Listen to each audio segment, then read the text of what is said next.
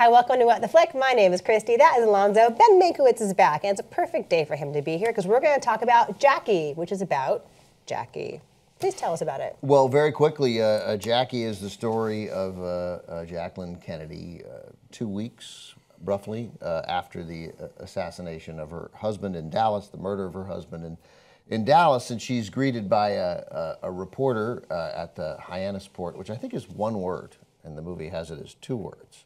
I think it's 2 words. I think it's 1 word. I think it's one word. The compound. This is the Kennedy compound. that Yes. we should be discussing this. So anyway, so she's at Hyannisport and greeted by a reporter, who she has agreed to sort of either take a minute-by-minute description of that day and just the 2.5 years that they had in the White House. Together. It turns out that reporter is Theodore White. We learned that in the credits, played by Billy Crudup, but you don't know that during the movie. You just know it's a reporter. And sort of with that as the framework of their conversation, we see what happened on that day in Dallas, November 22nd, and also sort of her 2.5 years in the White House, changing over the White House, which we forget now was sort of a very big deal at the time, that she redid the White House by, as Alonzo pointed out at the beginning of our Facebook segment, which we'll do momentarily, spectacularly, bringing in artifacts and history from previous administrations. And it is Natalie Portman plays Jackie, and it's a very sort of keen look into Jackie Kennedy briefly after her husband's murder. Here's a quick look. People like to believe in fairy tales. You ready? Of course.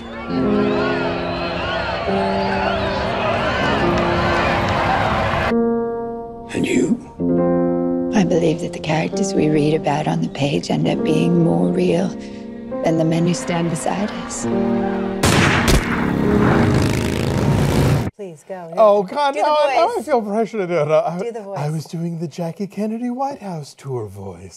This vase originally belonged to President and Mrs. Woodrow Wilson. And I bring that up because Natalie Portman recreates the White House tour. The tour that was on CBS. Yes, it aired on television where she sort of showed America all the stuff that she had done. I kept thinking, do you remember the First Family album?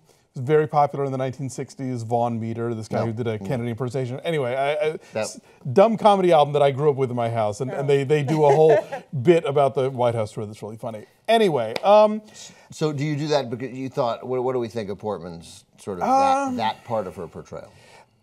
Well, the part where she's being nervous Jackie on camera, that was actually, I think, some of the best stuff because I was registering all the things that she wanted me to get out of it. And I mean, Portman gives an interesting performance here. I don't love it as much as a lot of people do, only because my thing with, when I watch one celebrity play another celebrity, at some point, the first celebrity has to disappear. Like when we talked about Behind the Candelabra, there was a point at which I stopped seeing Michael Douglas and I just saw Liberace. I never stopped seeing Natalie Portman here. And so there was not that sort of magic moment where she becomes Jacqueline Kennedy. I never stopped seeing her either. I never stopped seeing her either, but I also really enjoyed the 2 different versions of Jackie that she has to portray here, the private and the public. And I never forgot that I was watching it. It's super mannered, but I also was kind of fascinated by like the specificity of it. I enjoyed that. She definitely finds shades within that character, and you're right. Like what the reporter gets to see and what the White House insiders get to see is very different than what the people get to see on camera. Yeah, I liked it. I did forget. I did not have, I mean, you make the ultimate, Michael Douglas and Liberace is a perfect example of when it works perfectly, and Robert Redford and Dan Rather is when it doesn't. This was, I think, much closer to Michael Douglas and Liberace, but that didn't bother me even if I didn't quite, because she didn't really look like her. The hair is the same, but there's no. But I was not stuck that this was Natalie Portman. But the public and private was so dramatic, and I thought it was dramatic yet somehow subtle at times, and there's some really great moments. Just she smokes the entire time, right? And then just at one moment says to Billy Crudup, I don't smoke, by the way. Like, as she's sort of telling him because she has approval over the artist. Yeah, the most interesting thing about the movie, I think, is the sort of empire building that you see this woman doing. That within a few days after this death, there's this great scene where she and Bobby are riding with the body to the hospital where it's going to be autopsied, and she asks the nurse and the driver if they remember who Garfield was or who McKinley was, and then do they remember who Lincoln was. And so suddenly she realizes that, okay, this guy's been president for about half a term, was assassinated in the middle of it.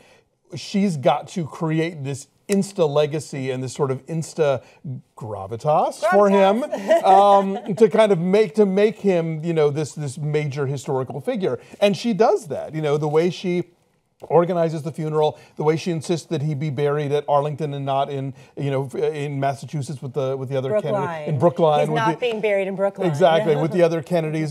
That stuff I think is fascinating, and I think that's where Portman is at her most interesting, where she has to sort of become this iron-willed woman who's like, look, you're not pushing me around on this. Right. This is going to happen, this is going to happen, this is going to happen, and fuck it, I'm going to make history remember who this guy was. But interesting, too, how she did that without getting the kind of, like, Dragon Lady Nancy Reagan reputation. She was as calculating and as confident and sure of herself on these decisions and is willing to buck, the male administration here. But, she is remembered as a style icon and the woman, to aspire to be, versus Nancy Reagan's like considered evil for being as hard driving and as calculated. You know what it reminded me of? What scene it reminded me of a little bit is the scene in Giant where Elizabeth Taylor, my pretty empty head, you mean? Won't be left out of the meeting. Yes. She has a great moment, Natalie Portman as Jackie does with Jack Valenti, who was who became Johnson's top guy. Yeah, played by Max Susella. Right, very effectively, yeah. And sort of manipulating him. Well, not even manipulating him, just beating him. Yeah, telling him what's up. Telling him what's up. I mean, he is the most, at that point, as the chief of staff of the president, the most powerful guy in the White House, telling him how the funeral is going to be, because they think at one point she's backed off the big state funeral that he ended up having.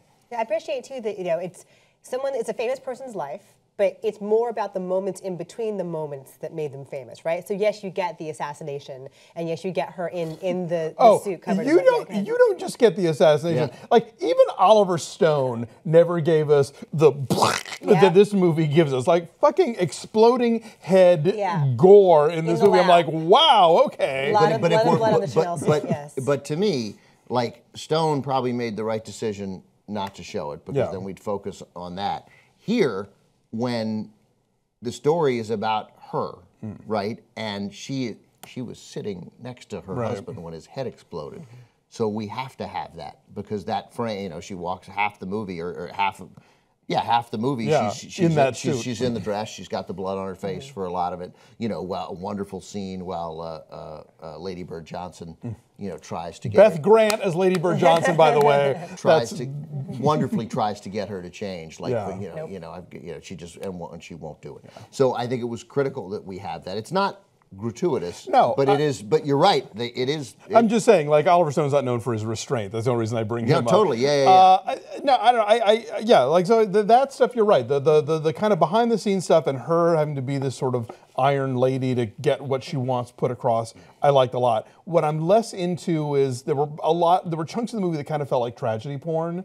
That sort of felt like, oh, look, here's what was going on. Here's how they reacted, like here, telling the children. And there were times that just kind of felt like, this just feels kind of creepy. No, I like the tone of that, though, because they put you in the fog of her mind. And literally, she's walking through a fog, sometimes quite literally. But Pablo Larraín, we should mention the director's name, Chilean director Pablo Larraín. Who has 2 big movies out this season. Right, also Neruda. But he very effectively put you into that haze and the horror of it and the confusion of it. Despite, yes, she's decisive in certain moments, she's also literally stumbling around the White House sometimes, and tonally he puts you in that same kind of mindset. And a lot of why that works is the score. The score is great. We got to mention Mika Levy, because she did the score for Under the Skin, which is just mesmerizing and unsettling, and she creates a very similar kind of feeling here. So I feel like the tone of it has a lot to do with the music of it, and you feel like you are in her brain. I feel like a lot of times. I very much liked that scene, for example, where she had to tell the children,